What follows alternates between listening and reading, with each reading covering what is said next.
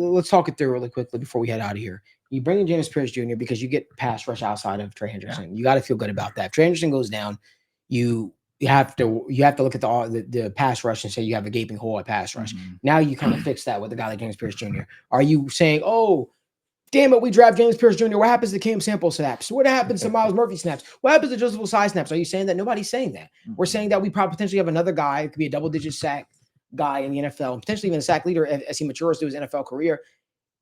Guess what? The one issue when it comes to James Pierce Jr.'s game that he talked about was his hands. Who's elite with their hands? Trey Hendrickson. So who can he learn from? Trey Hendrickson. You get Trey Hendrickson's contract done and back in the fold. Well, everybody's happier. Now he's looked at as also mentoring a guy like James Pierce Jr., right? So by the time that his contract is done, James Pierce Jr. will be up for a contract extension. That's the hope right there. Then you're like, oh, wow. And then imagine if Miles Murphy comes along as well. There's a lot of potential here. You draft Arante Irsay, right, who stands at 6'6", because you say, you know what, our starting guard right now at left guard is Cody Ford. Yeah. That's what it is.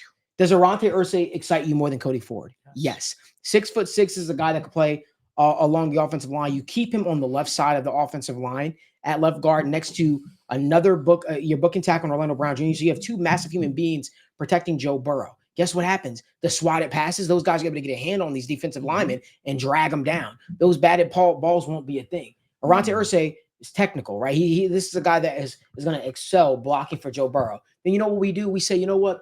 We're going to trade back. We're going to trade back.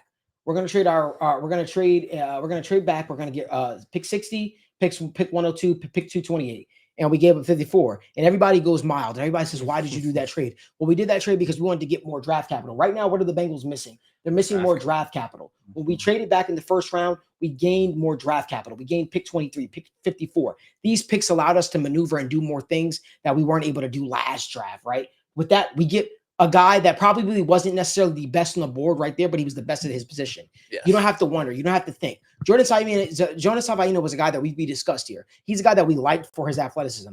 But we draft Jay Ratledge because, number one, you're getting a true right guard, a guy that has familiarity with a guy like Amari Smith. So you slot him in there, and now you have a bookend.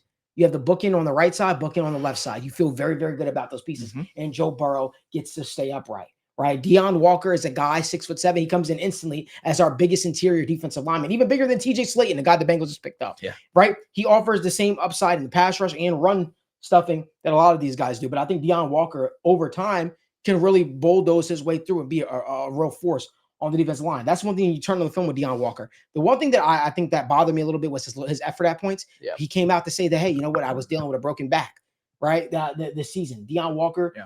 You know, you slot him in opposing, assuming that he's healthy, you feel very, very good about that. You saw come back at pick 102, a pick that, again, you did not necessarily, these weren't picks you had to start the draft, right, with 81. But now 102, you come back and you draft Andrew Makuba. Why do you draft Andrew Makuba? Well, Andrew Makuba potentially is a replacement for Geno Stone. Geno Stone has one more year left on his Bengals deal.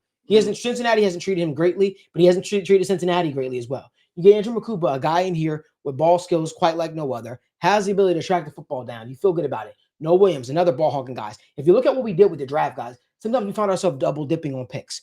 We drafted the Noah Williams here because you got to feel good about Noah Williams' ball skills and his ability to track the ball in there. But here's one thing that's underrated as well. The Bengals have been really missing a lethal return man. I know Jermaine Burton showed a lot in the return game that made you feel hopeful at times, but Noah Williams is a guy that has that ability as well. Cody Simon was a Logan Fulmer pick through and through. He is a true captain. He's a true leader. He's a guy that does everything the correct way. Not only does he have the ability to, does he have the ability in coverage, right? We saw him play a lot of snaps in the slot. He also has the ability to rush the passer from a linebacker standpoint. 7 sacks this year, as what Logan alluded to. You got to feel good about it. Ollie Gordon was a pick that we traded up for. Why? Because we needed a guy that was going to offer something different from a Chase Brown, right? Running downhill, bigger style back. That's what you get with Ollie Gordon. He's going to be different from a Samaje Perine as well. So he's more explosive than a Samaje Perine. That's what you feel about. I'm being real with you. If you go off of last year, Ollie Gordon probably is not here at this point. No. Ollie Gordon is probably not here at this point. So you feel very, very good about it. And there are teams that last year that probably were considering taking Ollie Gordon in the second or third round. The Bengals get him in round 6 in this mock draft. And then you tailor that up. You finish that off with Holland Pierce. Holland Pierce, left tackle at Rutgers, came in, guess what? He came in weighing over 400 pounds. He showed the commitment, the effort, saying, I want to play football at the next level. This is a guy in Holland Pierce that, even though we talked about Arante Ursay playing left tackle in the future, maybe he's so damn good that you don't even want to move him. Well, guess what? Holland Pierce, you hope that he puts you in a spot where you don't even have to think about that. Listen, I believe competition breeds success. I believe the cream rises to the top. And I think these picks, these guys that we got, it will force your hand to make some tough decisions when it comes to the roster cuts. But to me, there's a lot of guys that are very similar on the Bengals roster. And this draft that we did here, it forces those guys to either rise to the top or fall off by the wayside.